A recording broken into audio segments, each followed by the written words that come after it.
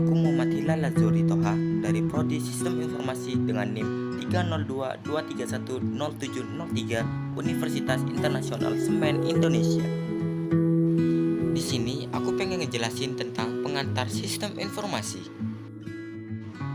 Yuk ikuti penjelasannya.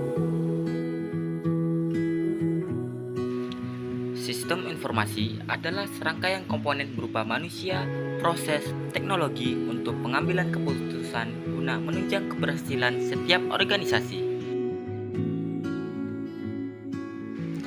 Konsep sistem informasi mencakup beberapa hal, yaitu yang pertama, perangkat keras atau hardware yang merupakan bagian fisik dari sistem informasi seperti komputer, server, jaringan, dan perangkat penyimpanan. Yang kedua, ada perangkat lunak atau software yang berfungsi menyediakan instruksi dan algoritma untuk mengelola data. Ini mencakup aplikasi bisnis, sistem operasi, dan perangkat lunak lainnya. Ketiga, ada basis data atau database sebagai tempat penyimpanan data terorganisir yang dapat diakses dan dikelola dengan mudah.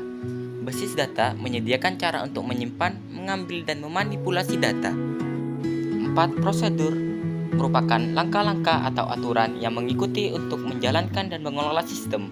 Ini melibatkan panduan, kebijakan, dan prosedur operasional. Terakhir, ada manusia atau people sebagai pengguna sistem informasi, administrator, analisis, dan semua individu yang terlibat dalam pengelolaan dan pemanfaatan informasi. Sistem informasi itu ada pada semua lini bisnis.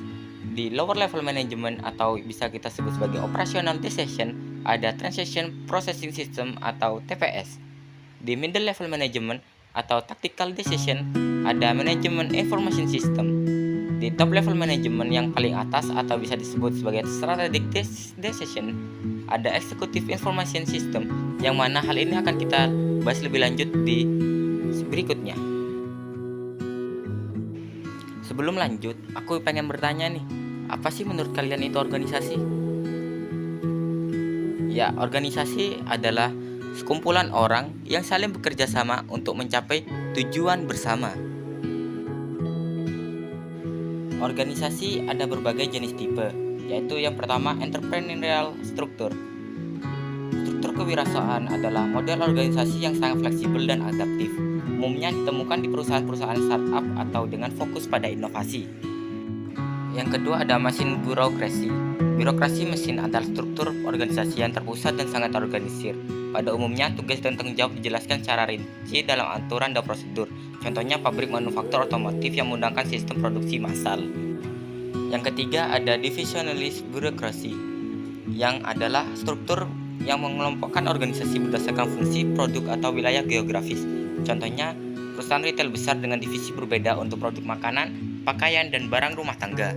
Yang ketiga, ada profesional birokrasi, yang mana mengandalkan keahlian dan pengetahuan karyawan untuk mengambil keputusan, contohnya rumah sakit dan sekolah.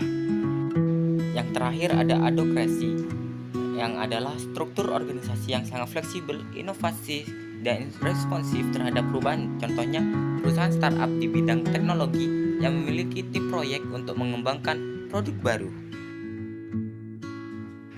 Organisasi bisnis juga mempunyai beberapa strategi yang ada. Yang pertama, cost leadership, yang mana kita menurunkan harga produk hingga menguasai harga pasar. Yang kedua, ada differentiation, yang mana kita membuat produk yang berbeda dengan saingan kita. Yang ketiga, ada innovation, yang mana kita membuat produk yang sangat kreatif yang belum ada di pasaran.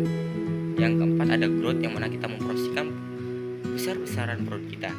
Dan ada alliance, yang mana kita berkolaborasi dengan saingan kita untuk menciptakan sebuah produk yang baru. Seperti itu. Seperti yang sudah disebutkan sebelumnya, di sini saya akan membahas tentang TPS. Apa sih TPS itu, bagaimana sih? Nah, TPS itu merekod suatu data dan mengupdate data sehari-hari ke dalam suatu sistem. TPS sekarang ada OLTP atau Online Transaction Processing yang bisa diproses secara langsung dan real time. Nah, selanjutnya di tingkat middle level management ada MIS, yaitu suatu sistem informasi yang dirancang untuk membantu manajemen dalam pengambilan keputusan dan pengelolaan kegiatan bisnis. MIS menyediakan informasi yang relevan, akurat, dan tepat waktu kepada tingkat manajerial dalam suatu organisasi. Sistem ini memproses data operasional dari berbagai departemen menjadi informasi yang dapat digunakan untuk perencanaan, pengorganisasian, dan pengendalian aktivitas bisnis. Selain MIS, di tingkat middle level management ada juga yang bernama DSS, yaitu sistem informasi yang dirancang untuk membantu para pengambil keputusan dalam mengevaluasi situasi dan membuat keputusan yang lebih baik. DSS menyediakan akses ke data, alat analisis, dan model simulasi untuk mendukung proses pengambilan keputusan di tingkat manajerial. Sistem ini membantu menyederhanakan kompleksitas informasi agar dapat dipahami. Di top level management ada ISS, yaitu suatu bentuk sistem informasi yang dikhususkan untuk menyediakan informasi penting dan strategis kepada para eksekutif dalam suatu organisasi. ISS dirancang untuk membantu eksekutif tingkat atas dalam mengambil keputusan strategis dan memahami lingkungan bisnis secara menyeluruh. Selanjutnya, aku akan membahas tentang SCM, ERP, dan CRM.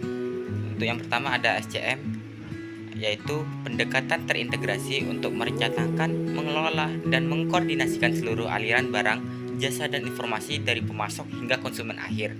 SCM bertujuan untuk meningkatkan efisiensi operasional, respon terhadap permintaan pasar, dan keuntungan keseluruhan dalam rantai pasokan.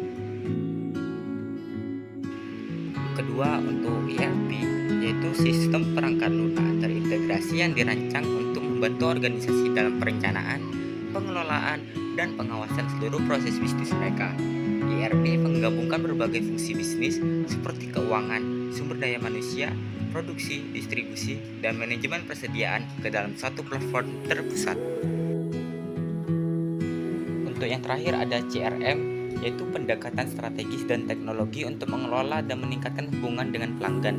CRM fokus pada pemahaman yang mendalam terhadap kebutuhan dan preferensi pelanggan untuk meningkatkan kepuasan, mempertahankan pelanggan, dan meningkatkan profitabilitas.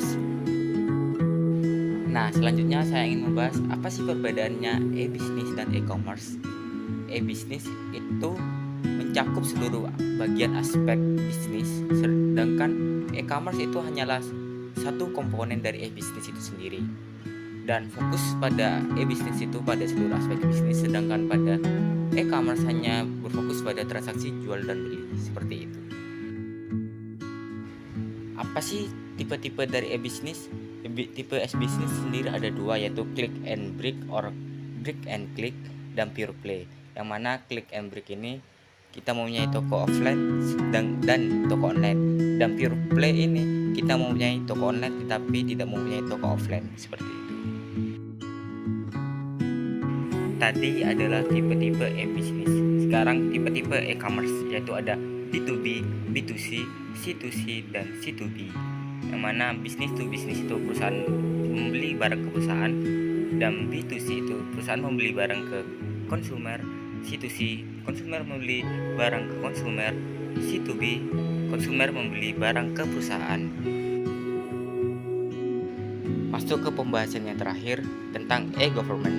E-government adalah upaya pengembangan kebijakan pemerintahan ke dalam sebuah aplikasi elektronik seperti e-planning, e-money, dan sebagainya, yang bertujuan untuk memudahkan rakyat dalam mengakses atau menerima pelayanan pemerintahan.